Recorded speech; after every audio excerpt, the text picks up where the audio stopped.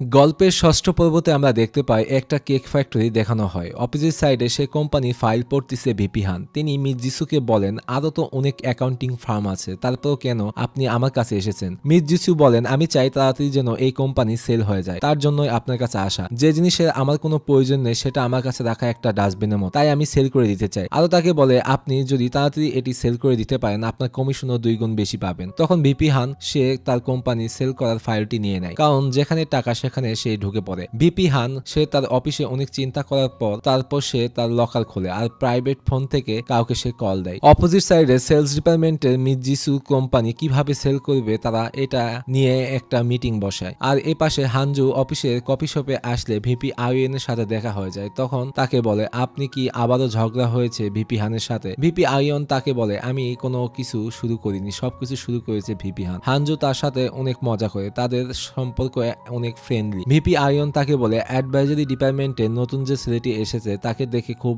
Interest লেগেছে। হানজু বলেন, আপনি কি জাঙ্গুর সাথে দেখা হয়েছে? তখন আমরা ফ্ল্যাশব্যাকে দেখতে পাই ভিপি আইয়ন এর অফিসে ডেকে নিয়ে এসেছে জাঙ্গুকে, তাকে তার পরিচয়টি দেয়, আরো বলে, তোমার জন্য পিপলস এন্টারটেইনমেন্টের অডিট অপিনিয়ন বদলিয়েছে ও চাকরি ছেড়ে চলে গিয়েছে মিস্টার কাং। আমি জানি তুমি সত্য কথা বলেছো, তারপরে আমি তোমাকে ক্ষমা করতে পারবো না। তুমি টেল অ্যাকাউন্টিং ফার্ম থেকে চাকরি ছেড়ে চলে যাও। এই কথাগুলো তার মুখ থেকে শুনে জাঙ্গু অনেক অবাক হয়ে যায়। এপাশে ডাইরেক্টর সিম তার অফিসে আসার পর দেখে তার পোস্ট চলে গিয়েছে। তার অফিসে এখন বর্তমান ডাইরেক্টর হানজো। তখন আমরা দেখতে পাই অফিসে হানজো সে সব ফাইল চেক করতেছে। আর ফ্ল্যাশব্যাকে আমরা দেখি ভিপি হান তার ছেলেকে বলে, আগে কোনো বিপদ যেন আমার না হয় সেই জন্য আমি তোমাকে প্রমোশন দিয়ে ডাইরেক্টর বানিয়ে দিয়েছি। সোমাটেকের মতো আরো কোনো দুর্ঘটনা যেন তুমি করতে না পারো তার জন্যই তোমাকে আমি এখানে নিয়ে এসেছি। বর্তমান সময়ে এসব কথা ভাবে আর সে হাসতে থাকে। তখন নতুন ডাইরেক্টর রুমে চলে আসে জাঙ্গু। তাকে বলে, এই টেল কোম্পানির ফার্মে যারা মোটা অঙ্কের টাকা বানিয়ে দেয় তাদেরকে মনে হয় এমন ভাবেই তাদের প্রমোশন দেওয়া হয় শুনেছি। এই টেবিলের দাম $2 লাখ।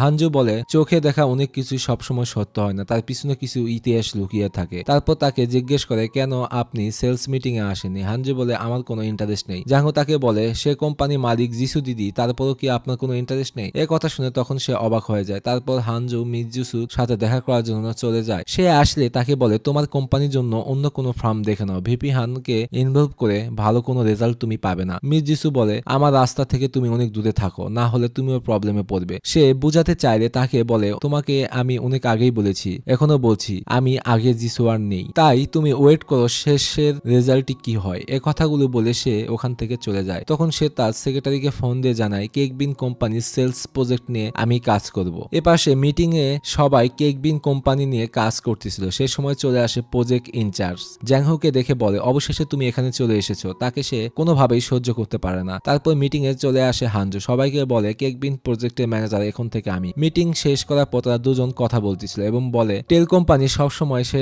ট্রাস্ট বিক্রি করে, কোনো রিপোর্ট না। জাঙ্গু তাকে বলে, আপনি তো আসবেন না বলেছিলেন, তারপরও তো আপনি চলে এসেছেন। তারপর তারা অফিস রুমে আসে। হানজু বলে, এসকে প্রাইভেট ইকুইটি কোম্পানি নিয়ে আমাদের কাছে তেমন কোনো তথ্য নেই, এটা একটা খারাপ সম্ভব। জাঙ্গু বলে, তথ্য হয়তোবা গোপন করা হয়েছে, নিশ্চয়ই কোনো না কোনো ঘটনা আছে যার কারণে কোম্পানির সম্পূর্ণ তথ্য সিক্রেটলি রাখা হয়েছে। হানজু বলে, জিসু কেন তাদের সাথে কাজ করতেছে? জাঙ্গু বলে, তারও হয়তোবা কোনো কারণ আছে যার কারণে সে কাজ করতেছে। কে এই ব্যক্তি তাকে আমাদের খুঁজে বের করতে হবে। হানজু তখন বলে, জিসুর কোনো ক্ষতি হওয়ার আগে আমাদের সবকিছু খুঁজে বের করতে হবে। এপাশে জাংহু জিনিয়নের সাথে কথা বলতেছে, কারণ সে কোনো কিছু বুঝতে না পারলে তখন সে তার কাছে যায়। জিনিয়ন বলে, প্রাইভেট ইকুইটির কাছে যারা টাকা পাঠিয়েছে তারা হয়তোবা লিমিটেড পার্টনার হতে পারে বা ইন্ডিভিজুয়াল কোনো ব্যক্তি না হয়, অর্গানাইজেশনের মাধ্যমে তারা ফান্ড কালেক্ট করে থাকে। এটা শুনে জাংহু অনেক অবাক হয়ে যায়। আরো তাকে বলে, কেন তুমি হঠাৎ করে প্রাইভেট ইকুইটির ফাইন্যান্সিয়াল সম্পর্কে জানতে চাচ্ছ? সে বলে, পার্টনার্স হোল্ডারদের যেভাবে হোক আমাদের খুঁজে বের করতে হবে। পরে আমরা দেখতে পাই জিনিয়ন ও টেল অ্যাকাউন্টিং ফার্মে অনেক অ্যাকাউন্টিং অফিসাররা ইনভেস্টিগেশনের জন্য চলে যায় কেক বিন কোম্পানিতে। সবাই মিলে সব ফাইল রিপোর্টগুলো চেক করতে থাকে। হানজু কোনো এক রিপোর্ট পড়ে সে অনেক চিন্তিত হয়ে যায়। তখন মিটিং রুম থেকে বের হয়ে কোম্পানি থাকা স্টাফদের সাথে সে কথা বলে, আর বাকিরা সবাই তাকিয়ে থেকে দেখতেছিল। তারপর ওখান থেকে জিনিয়ন একটা রেস্টুরেন্টে যায় তার বাবার সাথে দেখা করার জন্য। সে তার বাবাকে বলে, আজকাল আমি অনেক খুশি যে আমি একজন অ্যাকাউন্টিং হয়েছি। তার বাবা তাকে বিয়ে দেওয়ার জন্য একটা জজ ছেলেকে ঠিক করেছে, তার সাথে দেখা করার কথা বলে। তখন তার বাবাকে বলে, আমার বিয়ে নিয়ে আপনাকে ভাবতে হবে না। আর অপোজিট সাইডে জাংহু ডিপ ফ্রিজের ভিতর কোম্পানির প্রোডাক্ট নিয়ে ইনভেস্টিগেশন করতেছিল, যেন কোম্পানির স্টক সঠিকভাবে রিপোর্ট দেখাতে পারে। তারপর সে ওখান থেকে অফিসে চলে আসে। জিনিয়ন তখন তাকে জিজ্ঞেস করে, ফ্রিজের মধ্যে কাজ করা অনেক কষ্ট তাই না? কিন্তু সে তার কথা ইগনোর করে কাশতে কাশতে ওখান থেকে চলে যায়, কারণ তার ঠান্ডা লেগে যায়। তারপর তার বন্ধু রেস্টুরেন্টে সে আসে আর তার ফ্রেন্ডরা তাকে স্যুপ খেতে দেয়। তার ফ্রেন্ডরা তাকে নিয়ে অনেক টেক কেয়ার করতেছিল। সে সময় তার ফোনে কল দেয় জিনিয়ন, তাকে বলে তুমি অফিসের ফাইল রেখে এসেছো। তাকে দিতে চাইলে সে বলে আমি কালকে নিয়ে নিব। তখন সে বলে আমি তোমার বাসার সামনে আছি। এ কথা শুনে সে অবাক হয়ে যায়। তারপর সেই রেস্টুরেন্টে চলে আসে জিনিয়ন। এত সুন্দর মেয়ে দেখে তার ফ্রেন্ডরা অবাক হয়ে যায়। জিনিয়ন আরো তাকে বলে ফ্রিজে যখন আমরা কোনো ইনভেস্টিগেশন করতে যাই তখন আমরা জ্যাকেট পরে যাই, কিন্তু সত্যি কি তোমাকে মিস্টার ইয়ান কোনো কিছু বলে নাই? সে ইচ্ছে করে এই কাজটি করেছে, আমাকে সে সহ্য করতে পারে না কোনোভাবেই। জিনিয়ন বলে সে এসব করেছে তার ওয়াইফের জন্য, যার নাম মিস সং। অতীতে যার সাথে তুমি মিটিং করেছিলে তারা দুইজন হাজব্যান্ড ওয়াইফ, সেটা কোনোভাবেই জানতো না জাংহো। এটা শুনে সে অবাক হয়ে যায়। তারপর তারা দুজন অনেক ড্রিঙ্ক করে ফেলে। মাতাল অবস্থায় সে কাগজে কিছু লিখতে থাকে। তখন আমরা ফ্ল্যাশব্যাকে দেখতে পাই জিনিয়ন তার বাবার কাছে গিয়ে জিজ্ঞেস করেছিল এসকে প্রাইভেট ইকুইটির লিমিটেড পার্টনার কে কে। তার বাবার কাছে থেকে সে জেনে নিয়েছিল, কারণ জিসান ব্যাংকের কাছে সব তথ্য থাকে সব কোম্পানির। বর্তমান সময়ে সে কাগজে দুইজন লিমিটেড পার্টনারের নাম লিখে জাংহোকে দেয় আর তাকে বলে এই তথ্য আমি তোমার জন্য খুঁজে বের করে নিয়ে এসেছি। Chairman Lee Sanju SK private equity limited partner. এ কথা শুনে জাংহো অনেক অবাক হয়ে যায়। তখন তাকে জিজ্ঞেস করে তুমি কিভাবে এই তথ্যটি পেয়েছো? সে কোনো কিছুই তাকে বলে না। মাতাল অবস্থায় সে ওখান থেকে ঘুমিয়ে পড়ে। তারপর তার পুলিশ বন্ধু আসলে তাকে বলে বাসায় পৌঁছে দেওয়ার জন্য সাহায্য চায়। তার ফ্রেন্ড কোনো সহযোগিতা করতে না চাইলে তার কাছে রিকোয়েস্ট করে যেন তাকে তার বাসায় পৌঁছে দিয়ে আসে। এ পাশে ডাইরেক্টর সিম এসকে প্রাইভেট ইকুইটির ম্যানেজারের সাথে দেখা করতে আসে। তাদেরকে তার ক্রেডিট কার্ড দেয় আর বলে তাদের যা মন চায় তারা যেন খায়। তার পোস্ট চলে যাওয়ার কারণে সে আস্তে আস্তে সব কোম্পানির সাথে সম্পর্ক বাড়াচ্ছে যেন সে বড় কোনো কিছু করতে পারে। তারপর তারা ওখান থেকে চলে গেলে সেখানে একটা গাড়ি আসে, তাকে নিয়ে হেবিট কনস্ট্রাকশন সাইডে নিয়ে যায়। তখন আমরা দেখতে পাই মিস যিসু তাকে সাথে করে নিয়ে এসেছে। তাকে বলে এটাই সে জায়গা যেখানে আমার বাবা মারা গিয়েছে। কোম্পানি থেকে যেটা তোমাকে অর্ডার দিয়েছে সেটা তুমি করেছো, কিন্তু তুমি এটা ভুলে যেও না যে আমি তোমাকে ক্ষমা করে দিয়েছি। তুমি যে কাজ করেছো সেটার জন্য রিপে করো, কারণ যাকে আমি মারতে চাই তাকে যেন আমি কষ্ট দিয়ে যেতে পারি। এসব কথা শুনে সে অনেক অবাক হয়ে যায়, ও ঘাবড়ে যায়। মিস যিসু বলে তুমি আমার হয়ে কাজ করো। এপাশে জাংহো চেয়ারম্যান লি চানজুকে নিয়ে সে ইনভেস্টিগেশন করতেছে। তার কোম্পানি তার ফ্যামিলি সকল তথ্য সে দেখে। তখন সে ভাবে যদি এন কে ধরতে হয় তাহলে এখন আমাকে চেয়ারম্যান লি চানজুর পিছনে যেতে হবে। পরের দিন আমরা দেখতে পাই চেয়ারম্যান তার স্টাফদের সবাইকে মারধর করতেছে। পেমেন্ট কালেক্ট না করার জন্য তাদেরকে এই অবস্থা করেছিল। তিনি জিসান ব্যাংককে ফোন দিয়ে টাকা আনার কথা বললে তার স্টাফরা বলে জিসান ব্যাংক আমাদের কোনো ফোন রিসিভ করতেছে না। সাঙ্গা গ্রুপে ফাইন্যান্সিয়াল প্রবলেম থাকার কারণে তারা আর লোন দিতে চাচ্ছে না। এই কথাগুলো শুনে চেয়ারম্যান মাথা অনেক গরম হয়ে যায়। তারপর সে স্টাফদেরকে মেরে ওখান থেকে পাঠিয়ে দেয়। সেই সময় চলে আসে ভিপি ইয়ন। তার অপোজিট সাইডে জাংহো লিফটে যেতে লাগলে সেই সময় তাকে ভিপি হান তাকে প্রশ্ন করে কেক বিন কোম্পানি সেল করার জন্য আমাদের কি করা প্রয়োজন তোমার কাছে মনে হয়? তাকে বলে তোমার আইডিয়া যদি আমার পছন্দ হয় তোমার পারফরমেন্স এভ্যালুয়েশন ভালো করে দিব। জাংহো বলে তাহলে পুরো টিমের পারফরমেন্স এভ্যালুয়েশন ভালো করে দিতে হবে। তখন তাকে বলে আমি যেভাবে হোক বায়ারকে মানিয়ে নেব, কিন্তু পরবর্তীতে বায়ার এটি সেল করতে পারবে কিনা সেটা আমি বলতে পারতেছি না। ভিপি হানকে আরো বলে আপনি যদি বায়ারকে বিশ্বাস করাতে পারেন যে দামে কিনবে তার থেকে দ্বিগুণ ইনকাম করবে তাহলে সে অনেক বেশি টাকা দিয়ে এই কোম্পানি কিনবে। কেক বিন পজিটিভ ব্র্যান্ড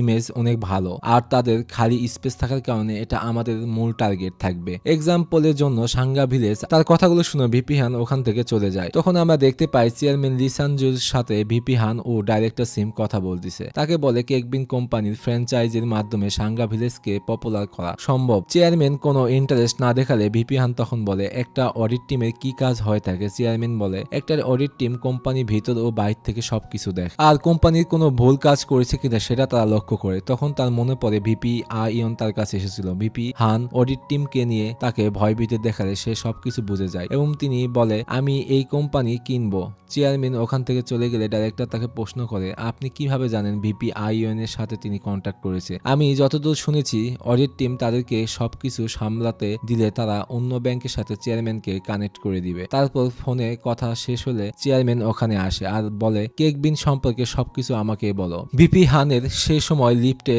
জাংহো কথা মনে পড়ে যে সে কি বলেছিল। আর এ পাশে জিন ইয়ন জাংহো তার দুইজন আবার কোম্পানি স্টক সবকিছু চেক করতেছিল। কেক বিনের ম্যানেজার বলে এটা অনেক ভালো কোম্পানি। জাংহো বলে এটা তাহলে কেন আপনার সেল করে দিচ্ছেন? সেই সময় একটা কোম্পানি গাড়ির সামনে একটা মানুষ দাঁড়িয়ে পড়ে। সে একাই প্রোটেস্ট করতেছিল। কোনো গাড়ি কোম্পানি যেতে দিচ্ছিল না। গাড়ির সাথে চেন বেঁধে সে নিজের সুসাইডের কথা বলে আর লিফলেট লেখা ছিল যে কেক বিন কোম্পানি বন্ধ করে দেওয়ার জন্য। সিকিউরিটি গার্ড তাকে সরানোর অনেক চেষ্টা করতেছিল। করতেছিল। তারা দুজন এসব দেখতেছিল। তাদের মনে তখন সন্দেহ ঢুকে পড়ে। তারপর তারা দুজন একটা রেস্টুরেন্টে বসে। সেখানে জিনিয়ন ফাইন্যান্সিয়াল রিপোর্ট দেখে অবাক হয়ে যায়। কোম্পানি যে পরিমাণ টাকা ইনকাম করে আবার সেই পরিমাণ টাকা লস হয়ে যায়। তারা তখন বুঝতে পারে এই জন্যই যে সে ব্যক্তি চেন দিয়ে গাড়ির সাথে বেঁধেছিল এবং জ্যাংহো তাকে বলে এসকে প্রাইভেট ইকুইটি আগে থেকে সবকিছু জানতো যে 2 বছর পর এই কোম্পানি বন্ধ হয়ে যাবে। জিনিয়ন তখন বলে এই জন্যই আমাদের সবার কমিশন বাড়িয়ে দেওয়া হয়েছিল যেন তাড়াতাড়ি আমরা এটি সেল করে দিই। তারপর জ্যাংহো হানজুর কাছে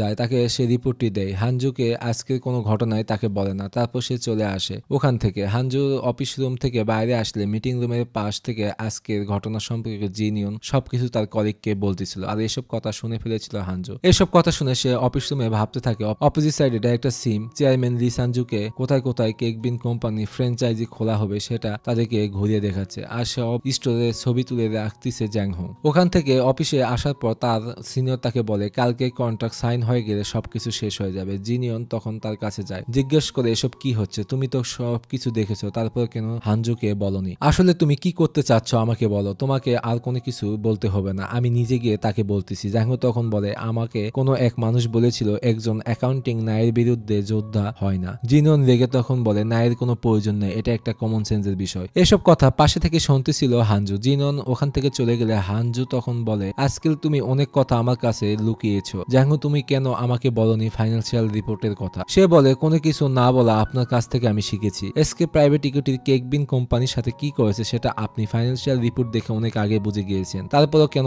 আপনি সবাইকে বলেননি? তখন আমরা ফ্ল্যাশব্যাকে দেখতে পাই কেক বিন কোম্পানির সাথে প্রথম মিটিং এ হানজু যে মহিলা স্টাফের সাথে কথা বলেছিল তাকে বলে আপনাদের কোম্পানির সেলস প্যাটার্ন সম্পূর্ণ আলাদা, কেউ জেনে শুনে এই কোম্পানির সেলস প্যাটার্ন গুলো মিলিয়ে দিয়েছে। সে ফাইন্যান্সিয়াল রিপোর্ট দেখে আগেই বুঝতে পেরেছিল জেনে শুনে কোম্পানির প্রফিট দেখানো হয়েছে কিন্তু কোম্পানি যে পরিমাণ প্রফিট করতেছিল সে পরিমাণ লসও করতেছিল। সে মহিলা স্টাফ বলে এসব কাজ আমাকে করিয়েছে মিস জিসু, তিনি আমাকে বলেছেন যদি টাকা কামাতে চাও তাহলে ওনার কথা শুনতে হবে। বর্তমান সময়ে হানজু তাকে বলে এসব জিসুর কোনো ভুল নেই, এসব সবকিছু করিয়েছে এসকে প্রাইভেট ইকুইটি কোম্পানি। জ্যাংহো তখন বলে আপনার কাছে কি এখনো মনে হয় টেল কোম্পানি ট্রাস্ট সেল করে রিপোর্ট সেল করে না? তারপর তারা সে ওখান থেকে চলে যায়। হানজু সে অফিস রুমে এসে সব ফাইলগুলো আবার চেক করতে থাকে আর ভাবতে থাকে কি করবে এখন। এপাশে জিনিয়ন একটা সুইমিং পুলে রিল্যাক্স করার জন্য এসে বসে। সে সময় আমরা দেখতে পাই অপোজিট সাইডে বসে আছে মিস জিসু। সে সময় জিসান ব্যাংকের প্রেসিডেন্ট তাকে ফোন দিয়ে বেট করার জন্য বলে, তার সেক্রেটারিকে বলে কল ইগনোর করার জন্য।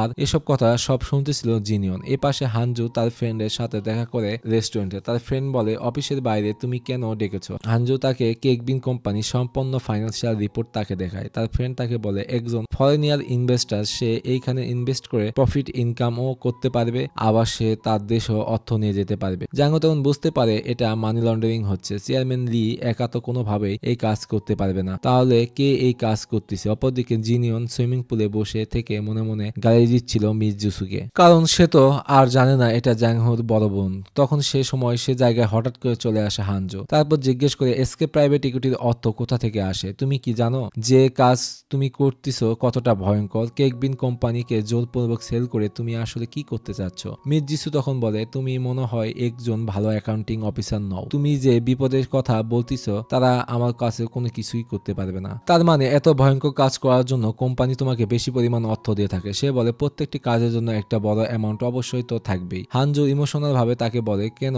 তুমি এসব করতেছো? আমাকে বলো, তুমি মনে হয় পাগল হয়ে গেছো, নেশাগ্রস্ত অবস্থায় তুমি এক্স গার্লফ্রেন্ডের সাথে দেখা করতে এসেছো। আরো তাকে বলে খেলা তো এখন শুরু হবে, তুমি মনে হয় ডিসিশন নিতে পারতিস না যে আসলে কি হচ্ছে এখানে। তারপর সে ওখান থেকে চলে যায়। জিনিয়ন এসব সবকিছু শুনে ফেলেছিল। অপরদিকে জ্যাংহো এখন মূল টার্গেট চেয়ারম্যান লি সানজু। তারপর সে তার ছবি ছিঁড়ে ফেলে। পরের দিন অফিসে প্রজেক্ট ম্যানেজার হেই উন আসলে তাকে বলে আজকের কন্ট্রাক্ট ফাইল সবকিছু তো রেডি আছে কিনা। সে বলে সবকিছু রেডি আছে। আর অপোজিট সাইডে একটা বাসার সামনে দাঁড়িয়ে থাকে জ্যাংহো। সেই সময় সুপার কার নিয়ে আসে জিনিয়ন আর তাকে বলে ভেতরে বসার জন্য। চেয়ারম্যান লির শিডিউল বদলি হওয়ার কারণে সে তাকে নিতে আসে। সে সুপার কার দেখে অবাক হয়ে যায়। তারপর তারা যেতে থাকে এয়ারপোর্টের দিকে। তখন বলে এই গাড়ি তুমি কোথা থেকে পেয়েছো? জিনিয়ন তখন বলে আমার সব গাড়ি থেকে এই গাড়ি স্পিড একটু বেশি। কথা শুনে সে অবাক হয়ে যায়, তার কাছে অনেকগুলো গাড়ি আছে। তারপর তারপর তারা দুজন অনেক দৌড়াতে থাকে এয়ারপোর্টের ভিতর, তারা কোথাও চেয়ারম্যানকে পায় না। তারপর ইনফরমেশন ডেস্কে গিয়ে বলে যেন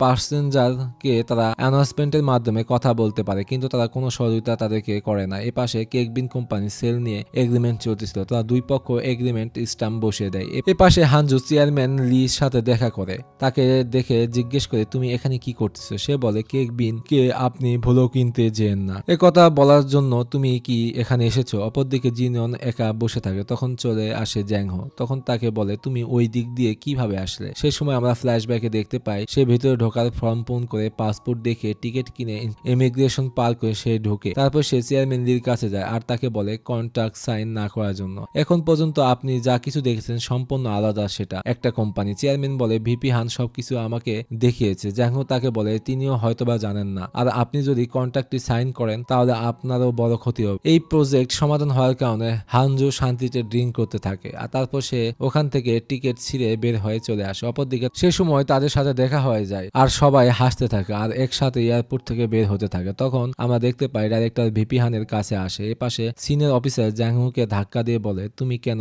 কন্ট্রাক্ট ভেঙে দিয়েছো, আমি তোমাকে নিষেধ করেছিলাম এই কন্ট্রাক্ট ভেঙে গেলে তোমার কিন্তু ভালো হবে না, তুমি কোম্পানির সাথে ধোঁকা দিয়েছো ও বেইমানি করেছো, তুমি আমাকে ফাঁসানোর জন্য এই ধরনের কাজ করো নাই তো। সে সময় চলে আসে তার ওয়াইফ, তাকে টেনে নিয়ে সে চলে যায়। জ্যাংহো তখন বুঝতেছিল না যে কি করবে, তখন তার মোবাইলে মেসেজ দেয় চেয়ারম্যান লি, তাকে বলে তোমার সাথে আমি ঠিকভাবে কথা বলতে পারিনি, আমি কোরিয়াতে আসলে তোমার সাথে ভালোভাবে কথা হবে। সে সময় চলে আসে হানজু, তাকে বলে চেয়ারম্যান এয়ারপোর্টে পৌঁছানোর আগ পর্যন্ত নিজেকে অনেক আটকে রেখেছো তাই না। সে বলে আসলে আমি দেখতেছিলাম যে ভাবে চাচ্ছি সেভাবে কাজ হয় কিনা। তখন তারা মিটিং রুমে জানতে পারে এসকে প্রাইভেট ইকুইটি কোম্পানি বিক্রি করতেছে, তারা পেটেন্ট বিক্রি করতেছে না। তখন আমরা দেখতে পাই মিস জিসু একজনকে সকল পেটেন্ট দিচ্ছে।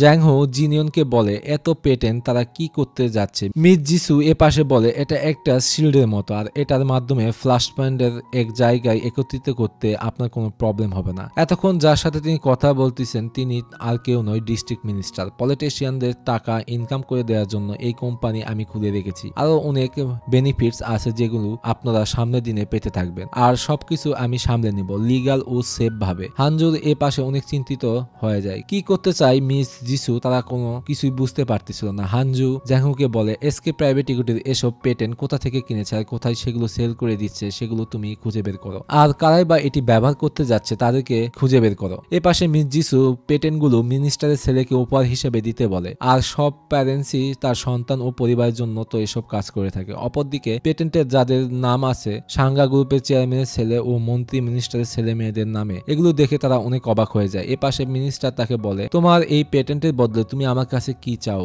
জ্যাংহু এ পাশে বুঝতে পেরে বলে জিসু দিদি আসলে পেটেন্ট এক জায়গায় করতিস না, সে আসলে সব বড় বড় মন্ত্রী মিনিস্টার ও মানুষদের এক জায়গায় করতিস। এ পাশে অফিসে হানজুর সাথে দেখা করতে আসে চেয়ারম্যান লি এর ছোট ভাই, তাকে বলে গতবার তোমাকে আমার নাম ব্যবহার করে যে সহযোগিতা করেছিলাম তার পেমেন্ট আমি চাই। তাকে বলে আপনার কি চাই আমাকে বলুন। সে বলে সাঙ্গা গ্রুপে বন্ড কালেক্ট করার জন্য, যে কোনো সময় কোম্পানির পরিস্থিতি বদলে যেতে পারে, তাই তুমি সেটা কালেক্ট করো। হানজুর কাছে এটা সে সাহায্য চায়, আর পরিস্থিতি পাল্টে গেলে শেয়ার হোল্ডারদেরও অনেক কিছু চেঞ্জ হয়ে যাবে। অপরদিকে জ্যাংহো ডকুমেন্ট রুমে সে একটা ফাইল খুঁজতেছিল, সেই সময় হঠাৎ করে চলে আসে জিনিয়ন, সেটা হাতে নিয়ে তাকে বলে তুমি এখানে কি করতেছো। পেপার নিতে চাইলে সে দিতে চায় না আর জিজ্ঞেস করে এটা কি, তারপর তাকে কাগজটি দিয়ে দেয় আর তাকে বলে তুমি আমাকে তোমার সাথে নিয়ে নাও, তাহলে তো আর বারবার তোমাকে ঝামেলায় পড়তে হয় না। এ কথা শুনে সে অবাক হয়ে যায়, আমি তোমাকে স্ট্রাগল করতে দেখতে চাই না, তাই এবার আমরা ঠিকভাবে কাজ করি, চলো কোঅপারেশন। তারপর ঘটনাটি পরের এপিসোডে চলে যায়।